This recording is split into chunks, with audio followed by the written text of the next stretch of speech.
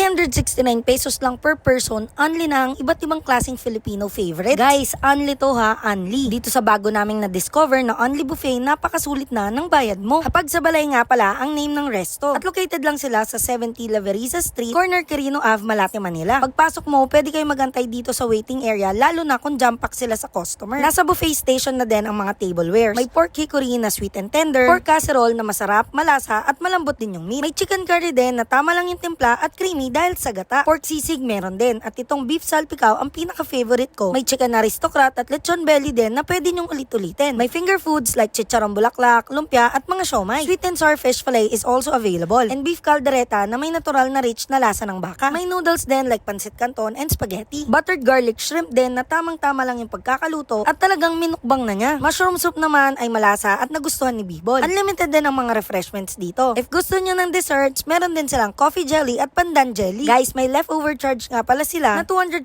pesos per head. So kuha lang kayo ng kaya nyong ubusin. Perfect na perfect din dito mag-celebrate ng birthday nyo. Dahil may promo sila na 10 plus 1. At open sila from 10 a.m. to 10 p.m. Para sa halagang 369 pesos, for me, isulit na to para sa Only Filipino Buffet. Kaya don't expect too much guys ha. Kilala ko kayo, mga judger kayo. Ayun lang, bye-bye.